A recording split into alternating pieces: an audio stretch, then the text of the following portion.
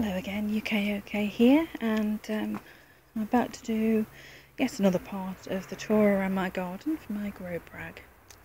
So we ended last time with the courgettes and the gherkins and the no, we didn't do courgettes, we did petit pan squash and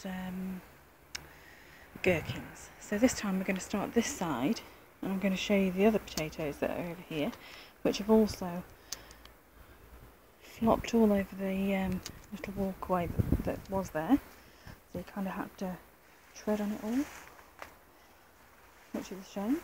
And there's actually a small frog somewhere around here. It hides around the foliage, etc.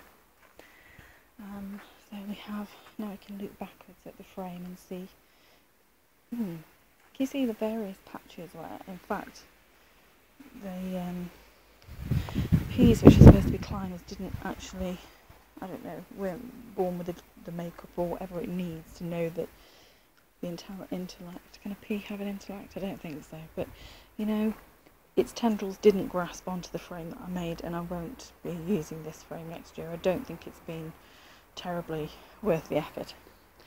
As you can see, we've got some large mange too, and I have been freezing some and giving some away and eating some, and I'm really enjoying it, and I should definitely plant more next year.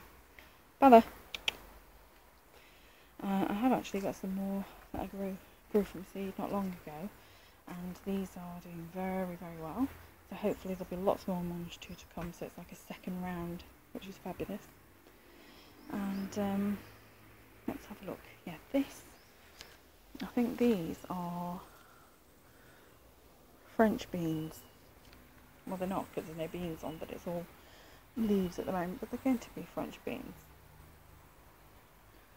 Made a rough frame, which they're kind of reluctant to grow up, but hopefully they will continue. In fact, they do quite well growing up, and then they kind of get to the end and they don't know what to do with themselves, so just have to keep sort of putting them, getting them manually sort of getting them and training them to go around the bamboo sticks. Right, more broad beans over here. Nothing spectacular. It's the same as over the other side that I showed you. Great pods and very tiny beans at the moment, so they're going to stay on here for a longer time. What I have found out through a forum that I go on about gardening and veggie growing is that you can eat the pods, which I would have just thrown away, to be honest, after I'd harvested the beans. You can do various things with them, make soups and stews, but I've also come across a fabulous recipe, which I can't remember off by heart now, but when I harvest them I will video the recipe, hopefully. You actually deep fry, not good for you heart obviously, but there you go, deep fry the pods in a batter, and it's a chef recipe, so I'm rather looking forward to trying that. These are, I think these are dwarf beans again at the bottom, and they're doing not very much at the moment, but hopefully will throughout summer. And what's in this? Oh yes, right. I just thought this was cabbages and cauliflowers, but in fact, when I came out and had a look the other day, I was rather pleased to see, I don't know if you can see that there, it's a turnip. To my surprise, there was a turnip and another one there. And they'll be great in Sunday dinner, mashed up with potatoes, which I love. Mashed potatoes are fabulous. Over here, let's have a look at our rhubarb,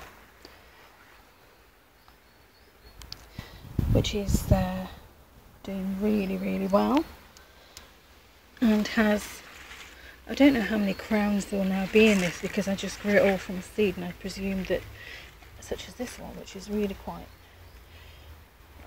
thick and substantial. There's just so much going on down there from the many seeds that I threw in the pot, so that's great. And these are the other potatoes, which these will be picked in about 2 or 3 weeks, And as we know, as I said repeatedly, and it's getting on my nerves now as well as yours most likely, there's not going to be very much from them. I know now what I've done wrong in growing them, and I will use the other methods that I've learned of growing potatoes.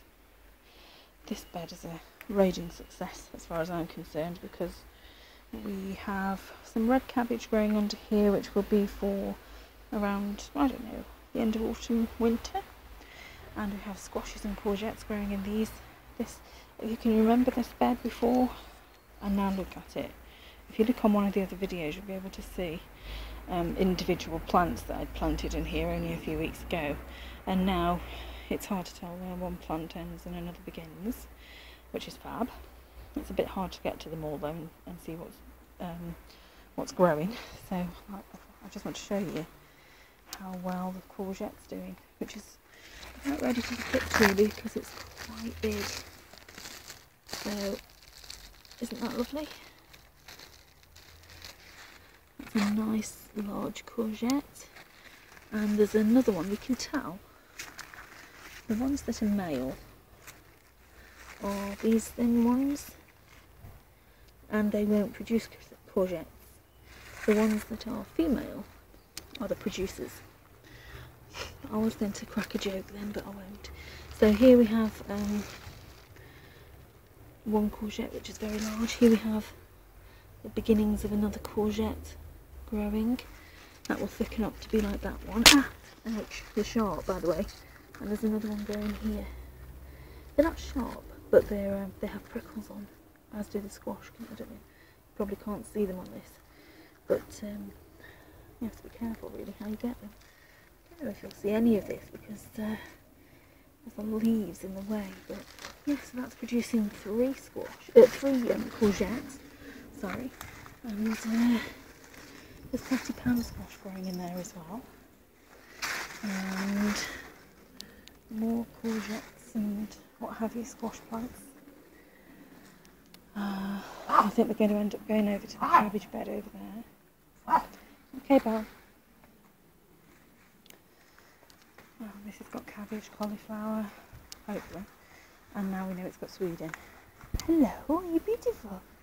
Do you want some peas? Do you want peas? Yes, Mummy find you some peas in a minute.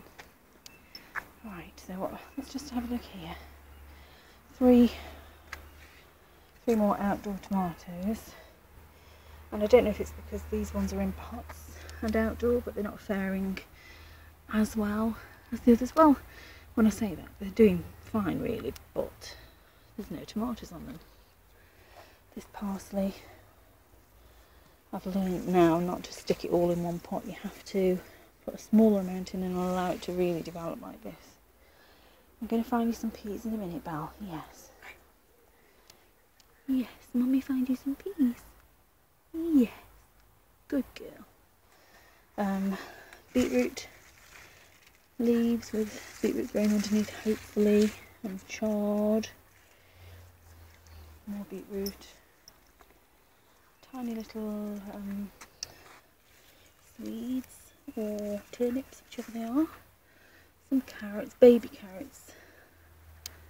Don't know how they'll do. And I think that's about it. Bella's sort of wanting the peas now, so let's find something for Bella. Okay. Just a minute then. I'm going to sacrifice one of my lovely peas because I love you, Belle. Yes. I mean, she's a bit of a dumb bum because there's one right there in front of her and she hasn't had it. Yeah, you're a bit silly, you're a bit stupid. Okay, darling.